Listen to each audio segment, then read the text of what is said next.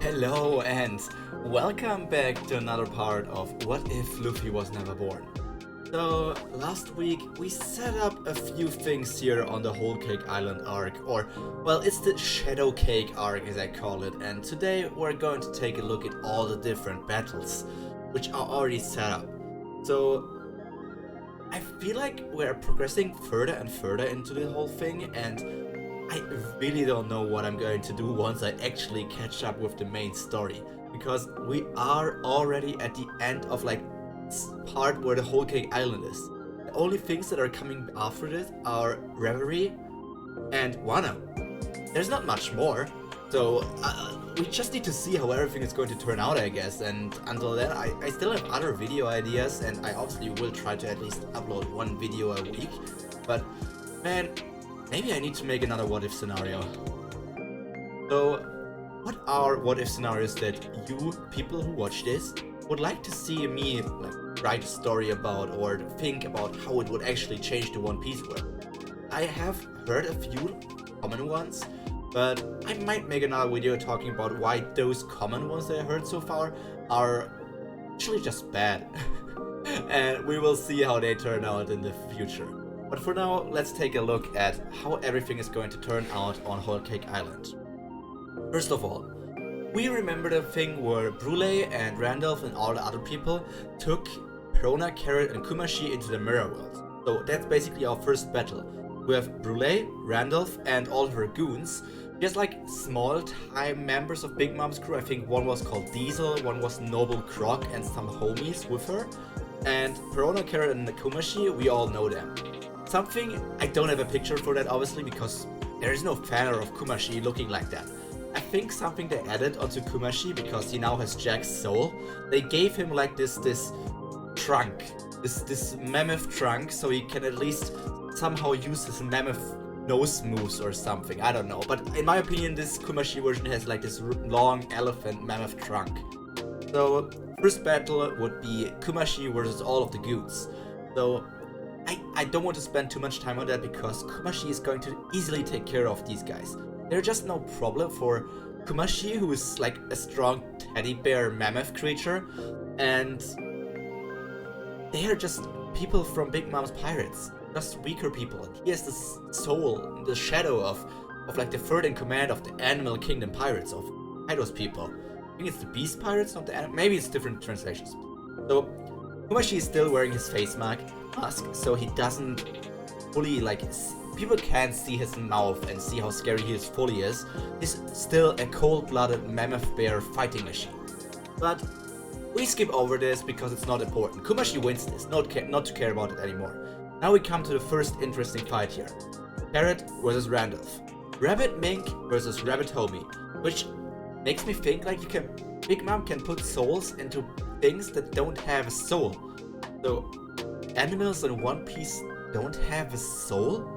Does that mean Chopper doesn't have a soul?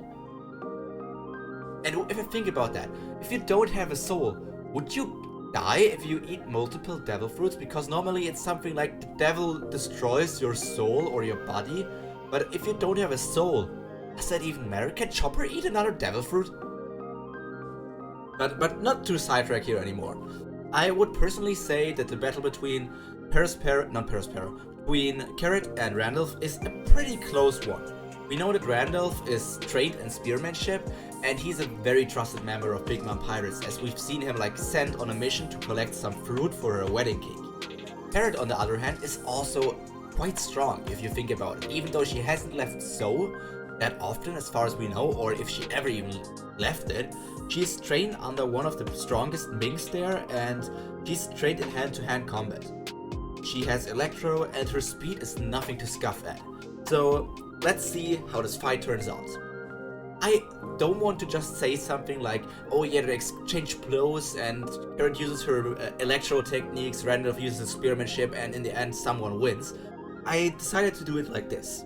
I decided to separate future fights from here on out into 6 categories. To see who will win, we will look at all the different categories and see who would win each category and see how close the battle is. So the categories are for now strength, speed, stamina, techniques, weapons, and combat intelligence.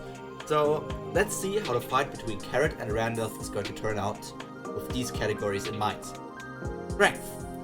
My opinion, this is a category that Randolph will take. Randolph, well, we've seen him defeat Carrot once already.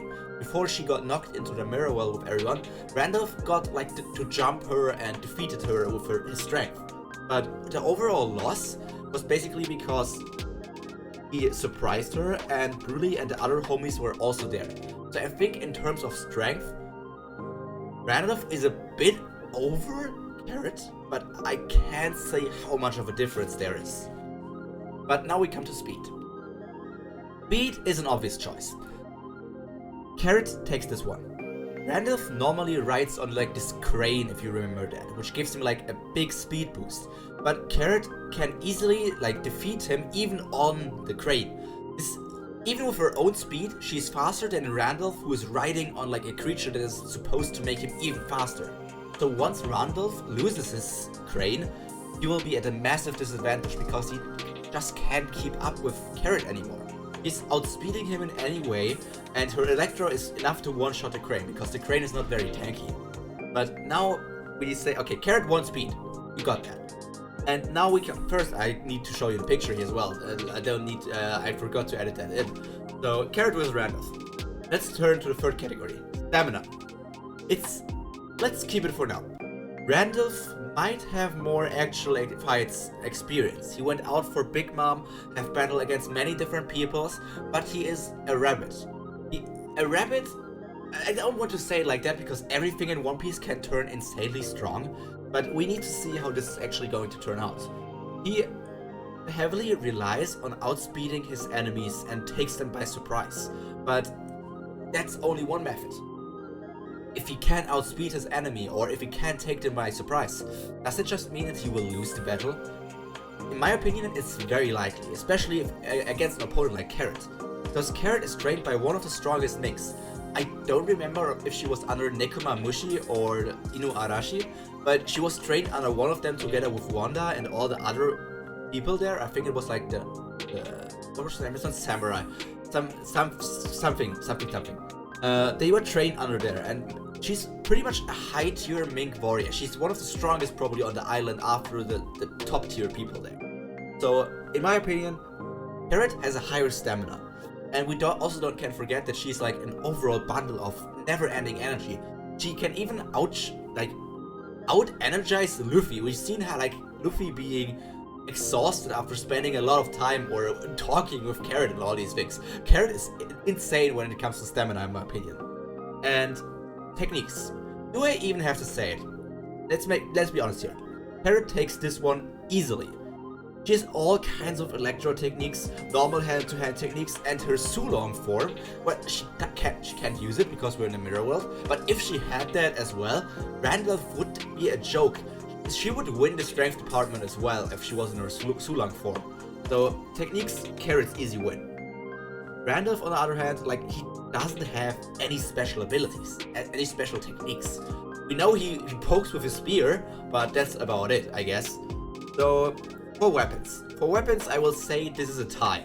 We have the classic thing of Randolph's spear against Carrot's hand-to-hand combo. The spear gives him advantage in areas where she is further away from him.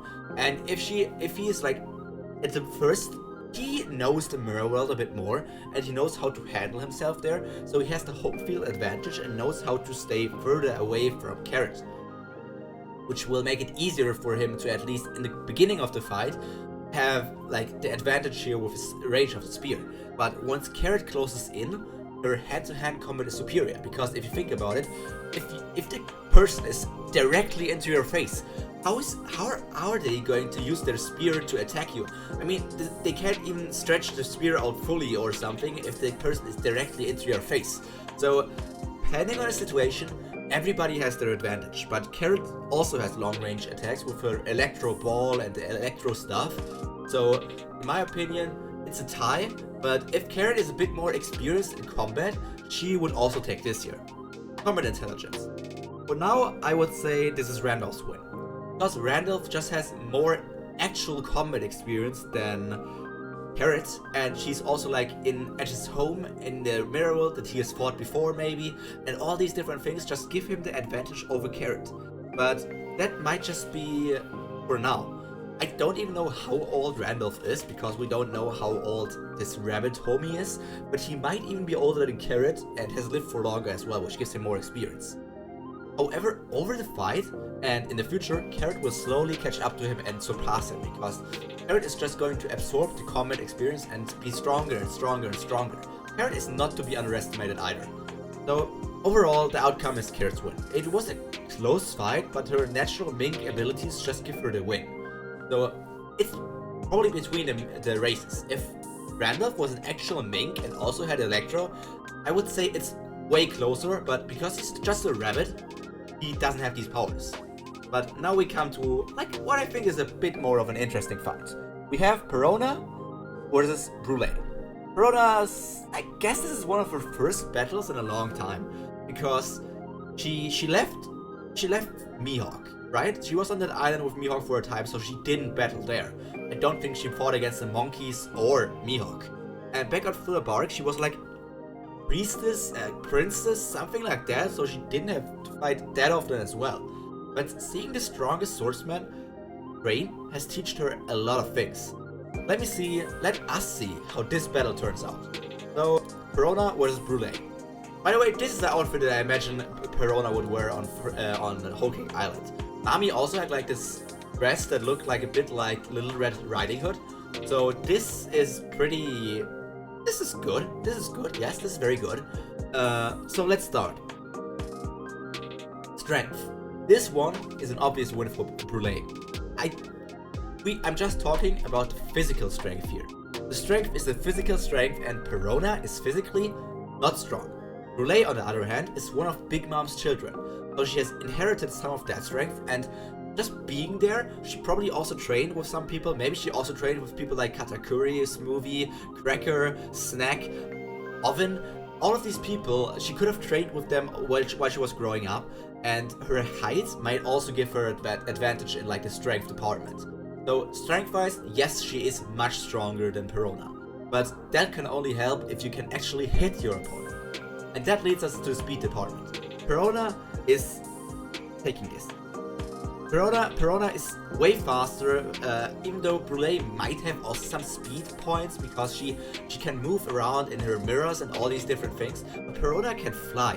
Perona has this ghost type abilities where she can fly, and she probably is also fast in running away because she just doesn't want to fight. We've seen her run away from Usopp in the actual version, and holy hell, did she fly fast away from that.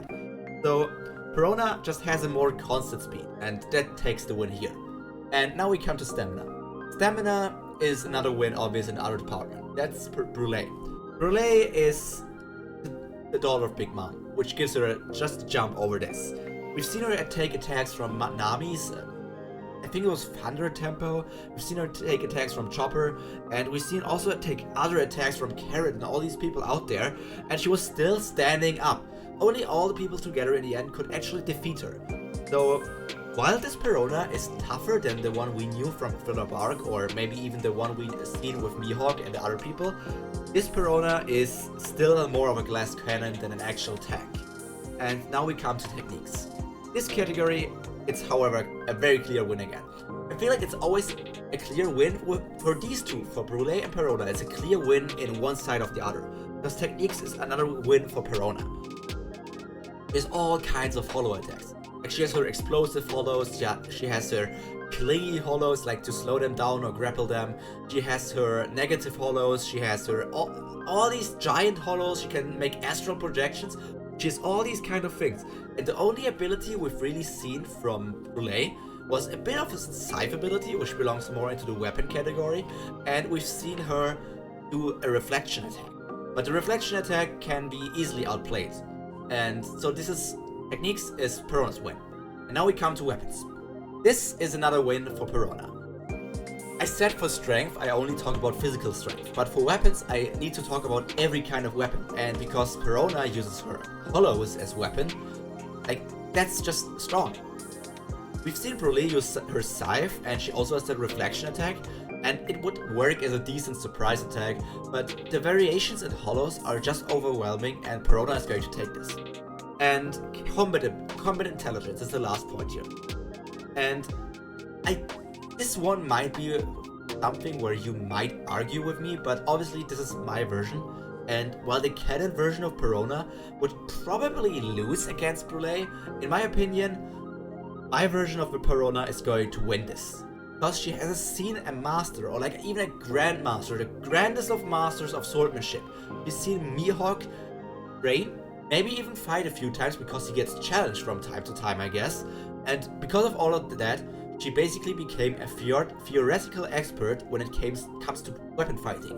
She knows how to do some things, and maybe she even gave Moria, Kinemon, Yuma, and all the other people some pointers, and using Brook even, like some pointers and using their swordsmanship when they trained. But like she saw them and was like, well, my uncle said we need to move like that, and all the others just like, what the fuck? Who's your uncle? Who's your uncle? And so, all in all, the results are a 4-2 win in Perona's favor. Brulee is more of a support tank, so when she had someone else strong with her, she could support them with taking attacks for them, or like protecting them with her mirror abilities and all these different things. But if she's alone, she just doesn't have a chance against Perona, who's more like this speedy glass cannon, who also has like a variety of techniques that you need to... Even if you learn about how to counter one technique, she still has like 10 different other hollow types that she can attack you with. Perona just takes this win, and thus Perona, Carrot, and Kumashi can escape from the Mirror World, because they are now done with fighting there. They take Brulee, basically make her open up a portal outside, and then they just say, yeah, whatever, we're just going to leave. If they want to attack us, it's better to return back to the Filler Bark. And while all of this is going down, we obviously also take a look at the other fights. First of all, second fights we're going to look at are Brook's battle against Brook's battle and Pedro's battle. Well, Pedro's battle is just going to be skipped over for now because Pedro is same as in the canon version, so we can ignore that. So here we are, Brook's battle against Pero. We are inside the room with the poneglyph, the raw poneglyph, and Pero is backed up with a lot of homies. I can even say it's over 100 homies if you want to. But Brook can use his soul powers to, before even the battle starts, knock out all of the homies. Pero might even think that's Conqueror's Haki or something, but Brook just knocks them out and it's back to a one-on-one battle. So now let's start it and let the showdown begin. So, strength-wise, it's a bit debatable on this thing because it's again, Brook is way powered up because he's like one of the main characters in this version. And he still has powerful attacks in the real version of One Piece, so don't get me wrong about that. But he is even stronger here. And his powerful attacks are just getting stronger and stronger. After 2 years of training with Moria, and probably around a month that they spent already with Kinemon, he has increased his strength to insane levels. And he has, he takes the win in the strength category. But you can't underestimate Pero's strength. If out of a scale of 10, Brook, so I don't know, if a 10 is Kaido, and Brook is something like a 6 or a 6.5 maybe, and Pero is like a 5.5. They're close by, but they are still like on different levels. In my opinion, Moria is somewhere in the 8 part, 8.7, 8.5 as well. But that might just this might change over the different parts of this arc. So, strength was a win for Brook. Let's look at speed. Yo, this is even a question to you guys. This category belongs to Pero. Yeah, no. It's Brook's. You don't need to think about it. Brook is so light and fast that he can run over water. This is a feat impossible for even most people in One Piece. We have no one see run over water. We've seen not Akainu. We've seen not Kizaru. We see Aokiji. Aokiji bike over the water, but that's because of his ice abilities. Brook just walks over that shit. This man is insane. And stamina is the first win I'm going to give Pero, because we've seen him take a lot of different attacks. We've seen him get attacked by Ichiji, who is like Sanji's first brother and pretty strong as well. We've seen him take a point-blank explosion by Pedro. even though it might be debatable that explosion damage in One Piece is pretty nerfed, because explosions don't do shit in One Piece. And we've seen him also take a multitude of attacks of Nekomamushi. So this guy knows how to take attacks, and he will be able to tank a lot. His armament haki is probably also superior to Brook's at this point, but Brook is still quite proficient in his armament and observation haki. So now let's come to techniques. Brook wins again. I don't want to make something out of this. So solid, Yomi Yomi no Mi, and all of his skeleton body things just give him the edge over Pero and his candy abilities. Because the candy abilities are just a different type of thing compared to what Brook has. Now weapons. In quality, Brook's weapon is superior. I don't know what kind of cane sword Brook is using. He might have changed that compared to the canon version, and it might be a graded sword for whatever we know. And Pero just makes his own weapons, his cane, his bow, his axe out of candy. And they are tough because he's good with his candy. Brook's sword is just a bit better. And it's just a bit better, but what I want to say here, it's a tie. It's a tie overall because the versatility that Pero has with his candy is that he can make, like I said, a bow, an axe, a cane, maybe even a sword, maybe a spear. All these different things he can make can give him the advantage depending on a different kind of situation he's in. So this one is a tie. But now we come to combat intelligence. While one might think he's smart because of his schemes and his abilities to use many different weapons, plus his devil fruit proficiency, Pero is also quite cocky. And as he looks down on his opponent a lot, he rather plays around with them instead of just finishing them off.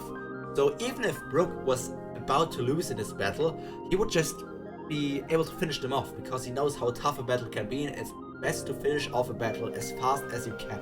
So Brook doesn't joke around, and Brook will reign supreme in stability just because of that, and all of the combat experience he had over the time at the Strawhat Pirates, and this time together with Moria's trading and all these different things. He's just going to take the cake here. The whole cake he's going to take there. So looking back at all the categories, Brook basically dominated this battle. Combining his ice powers with the fire skills he might have gotten from his training with Kinemon also gives him like a new variation of skills using like mist or steam or just other like water attacks and then freezing them again. All these different things give him even more variety in his attack and basically just make him an overall high tier character. He's not to be underestimated. With this ended, Brook will take a copy from the Poneglyph and dip out of there. On his way out, Pedro will join back up with him, and they are just sprinting away from an army of weaker Big Mom pirates and homies and all these things. They just want to return to the Thriller Bark as well. Why are they sprinting back instead of like defeating these smaller guys? Because who knows until someone stronger might appear again, and these guys are just outnumbering them by a lot, and even if they are weaker, a lot of weak people can still defeat someone strong. So with the battles of the crew members done, we are now heading over to somewhere else. I imagine this like a scene in an anime where the crew members are done and we see like a split shot in a view with Perona and the others and Brook and Pedro running back to the Thriller Bark, and then we pan over all the way until we see the Thriller Bark. Inside of the Thriller Bark, we see different places. It first shows us some stuff that already happened in the battle as was going on there. We see multiple craters on the ground, parts of the Thriller Bark castle destroyed, and many trees knocked over. In the background behind the castle, we can also see Oars, like Oars with Hyrudine's shadow, spectating the battle of his captain. He was too huge to go on Lost Submarine or like on the smaller ship where Absalom and others went on, so he needs to be stationed at Thriller Bark and go to Wano together with the other people once they are done with Whole Cake. So the battle has already begun and been going on for quite some time. I want to think like this. Let's take a look at this. Moria is strong, but Katakuri is the first commander, and I'm still not sure how Katakuri would have held up against people like King. Because this is the problem with that. Luffy could defeat him there, but now Luffy has gotten so much stronger that I don't know how this would handle. Could Zoro have won against Katakuri? We don't know that. So is Katakuri as strong as King? I don't know, but I think Katakuri is really strong. And this is also why this will be one of the hardest fights Moria had up until now. So they are fighting there, and both sides are looking exhausted. However, Moria is looking a bit worse on the uptake. Like, as you can see, he has blood already showering over him. He has used shadows to enlarge his arms and the other parts of his body. He's probably already in his night parade of the 100 demons form, and he's just taking this fight seriously. Over the course of the battle, Moriya and Katakuri are going to improve their armament haki, and Moriya is going to get more used to his regained Conqueror's haki. It's a perfect learning experience before actually going after one of the Yonko. And if you think about it, I just think Moriya would have Conquerors at this point. Because Conquerors, I know it's only said like people are born with it, but as far as we've seen, it's also she might just be born, but everybody seems to be born with it in my opinion, and you just need to awaken it. If you have the ambition, the will to become a king, a conqueror, a kaiser, an emperor, or whatever, you can unlock your Conqueror's haki. You just need to have the ambitions to fulfill the conditions to unlock that thing. And Moriya has regained his will to defeat Kaido, get his revenge, and become the Pirate King, or at least an emperor for now. So he has the ambition and he regains his Conqueror's haki, which is going to make a lot of Conqueror's haki clashes happening here. So the ability Moriya is most interested in though is Katakuri's advanced observation haki. As he noticed during the fight, he noticed in the fight that Katakuri can look into the future, and that is why he can dodge a lot of Moriya's attack, and why Moriya is not able to dodge as many attacks as he thought he would be, because Katakuri sees how he wants to dodge and can adjust his attack depending on that. That's why Moriya is hurt worse than Katakuri at this point, but he's still going. So now let's get into this final battle of the arc. Strength. In my opinion, this is the closest one yet. Compared to the other fights we had so far, Katakuri is the closest to base Moriya's strength. But if Moriya actually goes in his Night Parade form, his strength is levels above Katakuri's. If I had to say it like this, that Moriya is like an 8 in strength and Katakuri is like also around this part, Moriya with his Night Parade form is closer to Kaido with his strength, like he would increase it to a 9.5 maybe or something like that. And this is just Moriya who's still improving and getting used to his fit body, because he was fat all the time and now he's got this muscular fit body, and he is just now getting used to how to move around with that, how to attack with that, and all these different things. And that's why we come to speed. While this Moriya is fast, he is fast, don't underestimate him. Katakuri is still faster. Katakuri doesn't have any forms to transform into, but that just means that all of his base stats are already high.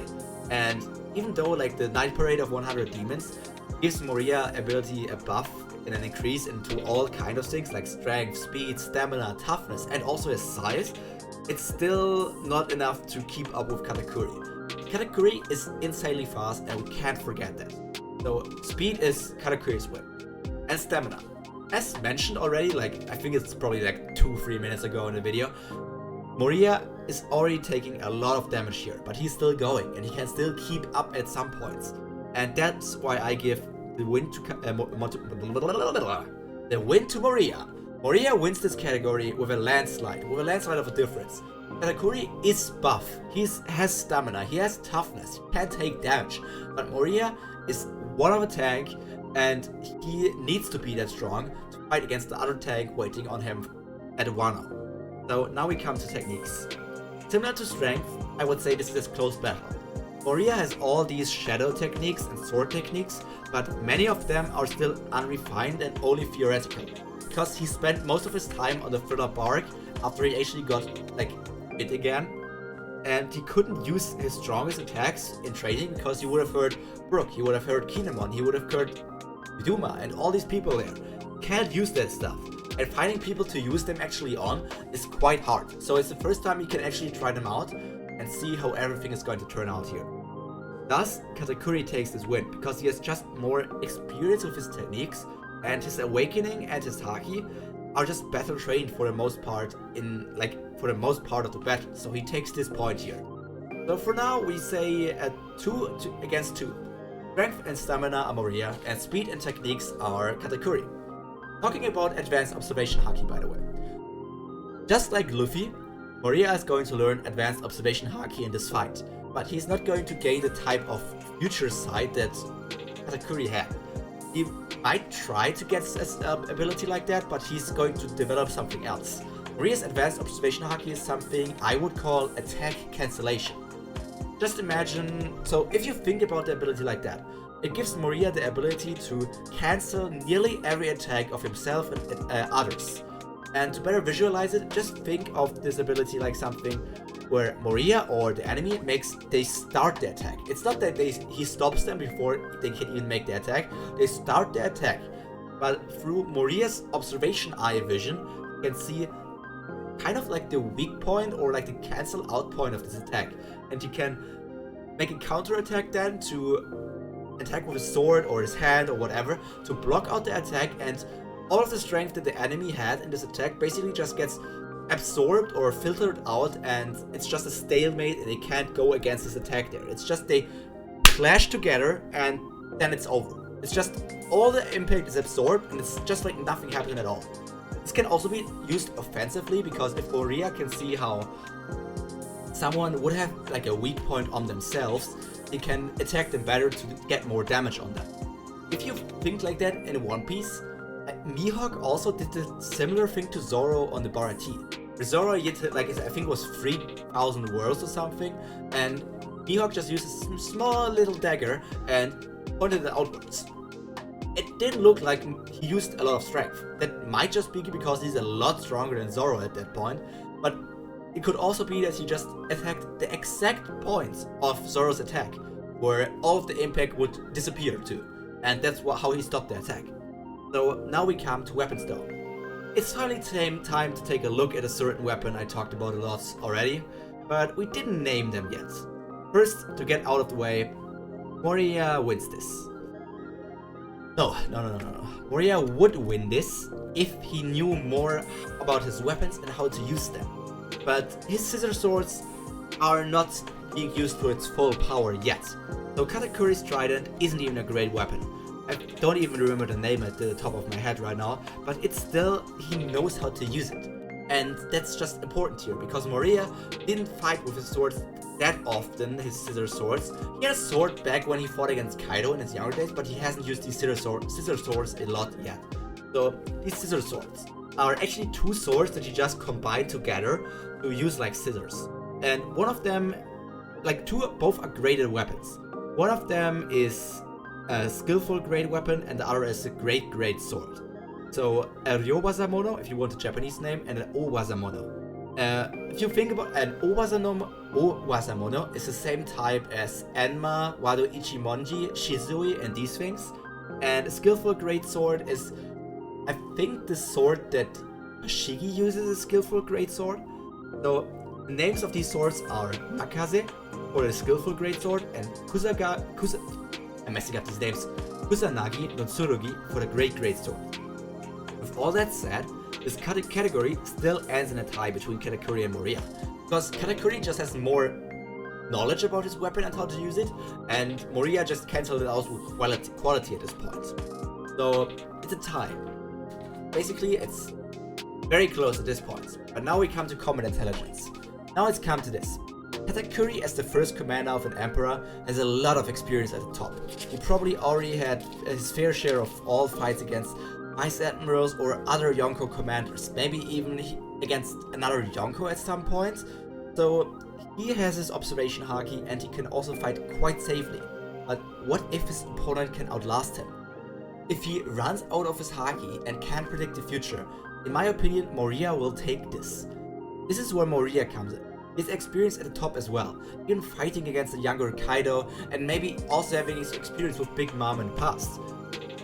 So this is the point. He's still quite rusty, but he's getting better and better after leaving all the rust behind he had. So he's only growing stronger. And if I had to say one part where he already improved himself onto what he was before in his old prime, has now a better stamina and a better toughness. He can take hits way better because all the fat he had got turned into muscle, and muscle is quite good to take up some damage. So Moriya has an insanely high endurance, and together with his attack power and scheming talent, Moriya will take the win in this category. And this has been the closest fight that we had in this entire arc. It's a standing of 3 wins, 2 losses and 1 tie for Moriya. So he wins this battle. but it was so close that he can't stand properly anymore. This is the point where Ors comes out from the background and basically just used like his pinky or something, or only his leg, to keep Moria standing up. This is the point where we also see other people like Lola and smaller zombies maybe knocked down on the ground because they got like knocked unconscious by the Conqueror Haki's clashes that these two had. And there's just one thing left to do. While the crew saw Brook, Pedro, and yes, Pedro didn't die here because he didn't need to blow himself up, and Carrot, Perona, Kumashi, and they just return with saying like their missions were erfolgreich. They were successful, and they just returned back. Moria takes the shadow of Katakuri, putting it inside a random zombie for now, but he talks to himself for a second there and says something like, once we are on Wano, the shadow will be perfect for the Kaiser zombie. Kishishishishi.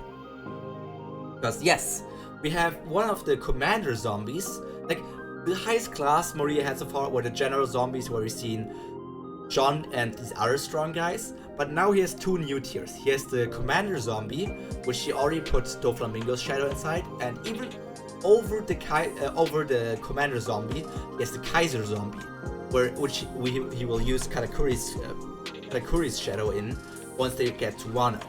So you could say what Moria did after that is a pretty nice action. So he just uses the shadow. He puts the shadow in a zombie and that's about it. He doesn't want to keep Katakuri because that's going to make a problem for him, because keeping that guy prisoner is quite hard if you think about it. So he throws Katakuri and Lola, because he doesn't have a use anymore for Lola, basically just out of the island wherever the thriller bark was docked at. He already has Katakuri's shadow, and keeping him in prison is hard. And Lola has no worth to him at all, so we'll just leave them there as a gift for the losers. And maybe mocking Big Mom him a bit like that, thinking like, I won here, so here's your pity reward.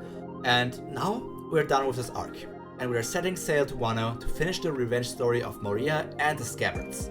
But next week we're going to take a look at the Reverie arc first, and until then, I hope you liked this part. It changed a bit of the battles, how they went, and I hope this was actually a good addition for the fights.